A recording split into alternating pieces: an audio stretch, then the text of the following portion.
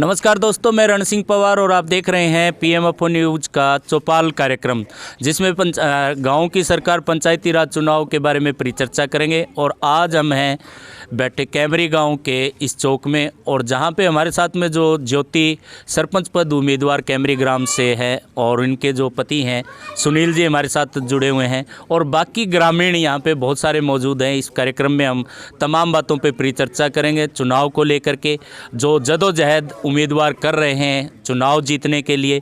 और बहुत सारे उम्मीदवार यहाँ गांव से कैमरी से सरपंच पद के लिए चुनाव लड़ रहे हैं, जिनमें ज्योति, क्योंकि ये महिला रिजर्व जो गांव आया है 50% महिलाओं का जो रिजर्वेशन हरियाणा सरकार ने दिया है उसमें महिलाएं की भागीदारी बराबर जुड़ी हुई है। बिल्कुल, इसको लेकर के पहले तो आपका बहुत बहुत स्वागत है ज्योति जी। धन्यवाद सर। मैं ज्योति सिंधिया बोल रही हूँ और मैं चाहती हूँ कि ग्रामवासियों के लिए मैं कुछ ना कुछ करके दिखाऊं। जो मेरे को जिताओगे तो मैं कुछ करके दिखाऊंगी आपके लिए। तो ज्योति जी, बात करें सरपंच पद के लिए आप चुनाव लड़ रही हैं, तो एजुकेशन जो ग्राम पंचायत है वो पढ़ी लिखी पंचायत बनाने जा रही है सरकार, तो कितने पढ़े लिखे? मैं 12वीं पढ़ी हूँ। 12 जो है थोड़ा बहुत जो उसके लिए जो कुछ आगे बढ़ना। तो दोस्तों, हमारे साथ में सुनील भी जो है जुड़े हुए हैं। सुनील जी, पहले तो आपका बहुत बहुत स्वागत है। सर, सबसे पहले तो मैं पीएमएफओ न्यूज़ का धन्यवाद करता हूं, जिसने हमारी बात को और हमारे इस ग्राम पंचायत के चुनाव को लोगों के सामने रखने का जो आपने एक कदम उठाया है, उसके लिए आपका बहुत बहुत धन्यवाद। और सबसे पहले तो मैं यही बोलना चाहूँगा कि जो सिर्फ हमारा निर्णय नहीं है, जो सरपंची का इलेक्शन लड़ने का है, उसमें हमारे मोहल्ला, गांव, सभी 36 बिरादरियों की भागीदारी है इसमें, जो हमें इसके अंदर बीट करने का हमें अवसर प्रदान कर रही हैं। सबसे पहले जैसे बाबा भीमराव अंबेडकर जी के संविधान के अनुसार हमें ये अधिकार मिला है कि हम भी अभी जैसे एक तो रिजर्वेशन का चुनाव तो होता ही है, इस बार ओपन में जो चुनाव है हमने ओपन में फ़ाइट करने का फ़ैसला किया है।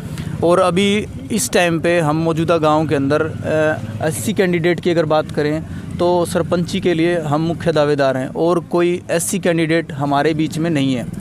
तो और दूसरी बात, जो पहले से जो ग्राम में जो सरपंच हैं उन्होंने जितने कार्य किए हैं वो सभी को मालूम है, क्योंकि इतने सारे जोड़ भी हैं पुराने जिनकी खुदाई होनी थी, वो खुदाइयाँ भी नहीं हुई हैं, और ग्रांट में वो दिखाया है कि वो सब काम पूरे हो गए हैं।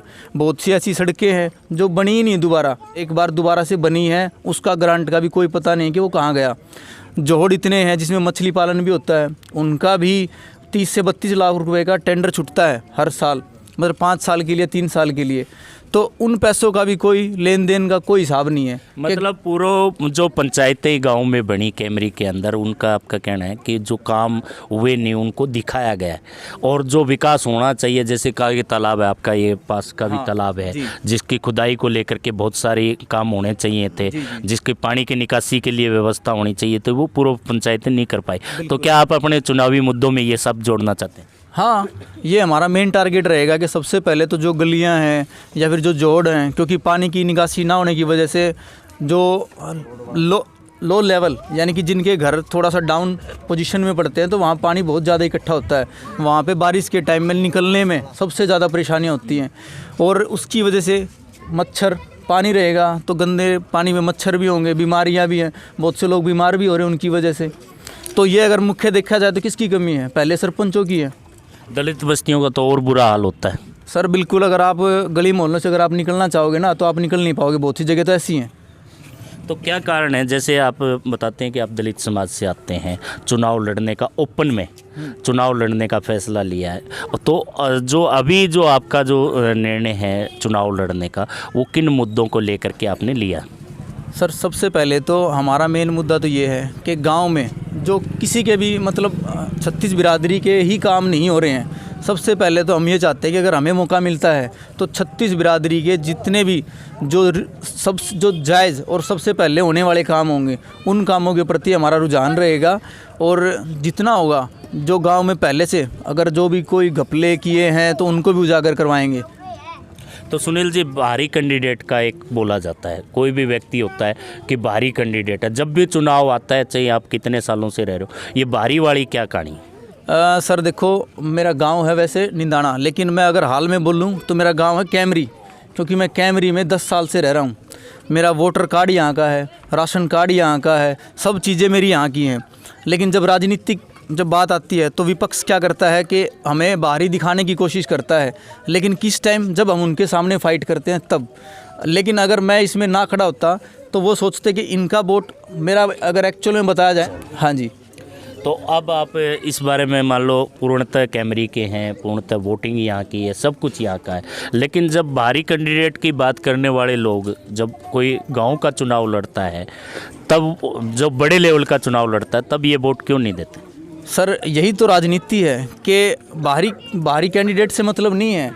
मतलब ये है कि इनके मतलब जो उच्च अधिकारी बैठे हैं उनका मकसद ये है, क्योंकि हमारे गांव में बहुत से ऐसे हैं जो यहाँ से बहुत सालों पहले से आ रहे हैं और जिसके बावजूद उनको कई राजनीतिक चीज़ों में उन्होंने भागीदारी करने की कोशिश करी, लेकिन उनको भी चुनाव में अच्छे बहुमत से वोट नहीं मिल पाए। वो तो मतलब यहीं के थे, उनको क्यों नहीं जिताया गया? अगर ऐसी बात है तो जो यहाँ रह रहे हैं तो उनको तो कम से कम ऐसा होना चाहिए ना कि गांव अगर एक तरफा बात कर रहा है कि भाई बाहर को भी वोट नहीं देंगे, तो गांव के आदमी को तो कम से कम जिताएं। तो सुनील जी की बात करें मान लो चुनाव को लेकर के, कैसा समर्थन मिल रहा है? सर समर्थन तो हमें बहुत अच्छा मिला हुआ है, 36 बिरादरी का समर्थन मिला हुआ है। बाकी हमें इतना पता है कि अच्छी फाइट हमारी रहेगी। तो जो मुद्दे आप लेकर के चल रहे हैं उनके लिए काम करेंगे? बिल्कुल, इसीलिए हमने इसके अंदर कदम रखा है। तो दोस्तों, ये परिचर्चा जो चौपाल हम जो आयोजित की हुई है कैमरी गांव के अंदर, और ऐसे ही चौक चौराहे में गांव में पंचायती राज चुनाव को लेकर के हम परिचर्चा करे हैं। मुद्दों, उम्मीदवार से आपको रूबरू करवाते हैं, मुद्दों को लेकर के बात करते हैं। अगर आपके भी इस परिचर्चा के बारे में। हाँ जी।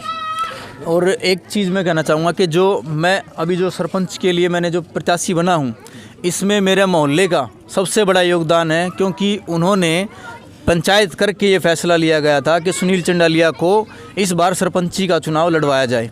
अच्छा जी। और जो पढ़ी लिखी महिला भी है। हाँ, अभी देखिए हम तो ये बोलते हैं कि अपनी बेटियों को पढ़ाओ लिखाओ, लेकिन क्या होता है बहुत से लोग ये सोचते हैं कि पढ़ा दिया लिखा दिया उसके बाद सिर्फ घर के ही काम करने रह गए। तो हमें लगता है कि राजनीति में भी हमको आना चाहिए। चलो, अच्छा फैसला है राजनीति में आने का और चुनाव लड़ने का। सरपंच के लिए ज्योति जो है चुनाव लड़ रही है फिलहाल कैमरी गांव में। बहुत सारे उम्मीदवार हैं, इनके साथ में ज्योति भी एक उम्मीदवार है जो कि दलित समाज से आती है, और एक कोशिश है कि जो कार्य पिछली पंचायतों ने नहीं किए वो काम करेंगे। ये समय चौपाल कार्यक्रम में हम कैमरी गांव में बैठे थे, और भी यहाँ पे लोग बाग हैं, उनसे भी बात कर ही लेते हैं। तो हमारे साथ में धर्मवीर जुड़े हुए हैं, इनसे बात करेंगे। क्या कहना चाहेंगे जो चुनाव लड़ रहा है कैंडिडेट, उसके बारे में? ऐसे भाई बच्चा है ये, इसका दिल्ली कर गया और हमने उठा दिया, ये इसका पूरा निर्णय करेंगे हमें।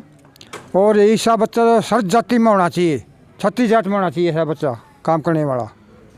हाँ जी, आप क्या कहना चाहिए? नमस्कार जी, मैं अपने कैमरी गांव से गोलू राजपूत। मैं ज़्यादा तो कुछ नहीं कहना चाहूँगा जी, बट इतना है कि हम तो यही चाहेंगे कि जी 36 बिरादरी को मौका मिलना चाहिए कि चुनावी इलेक्शनों में खड़ा हो सके। ठीक है, ये भाई है सुनील हमारा, इसकी जीत को नहीं, इसको सारे भाईचारे ने हमने खड़ा करा है, क्योंकि पढ़ा लिखा था हमारे बीच में। इस भाई को हमने कहा कि भाई तू खड़ा हो, हम तेरे साथ हैं। तो ज़्यादा कुछ को नहीं कहना चाहता जी, मैं तो इतना ही कहना चाहूँ कि हर एक जात को मौका मिलना चाहिए कि भैया कि वो टक्कर में आ सके। ऐसा कुछ हो जाए तो भाई एक बार उनकी होगी एक बार उनकी, ऐसा सिस्टम होना चाहिए। ये नहीं कि हर बार एक ही बंदे को कर दो, सारा सिस्टम उनको आ जाए। हम तो यही चाहें जी, सबकी बराबर की भागीदारी, सबकी बराबर की भागीदारी, वोट बराबर तो भागीदारी भाई बराबर ही होनी चाहिए जी। तो दोस्तों, ये था अवसर की बात है कि अवसर सबको मिलना चाहिए। जब वोट की बात आती है तो वोट का अधिकार सबको है, चाहे वह गरीब है अमीर है। वही वोट का अधिकार सबको है तो शासन प्रशासन के अंदर भागीदारी भी सबकी होनी चाहिए। इन्हीं बातों को लेकर के ये परिचर्चा। बने रहिए PM अफो न्यूज़ से। मैं रण सिंह पवार।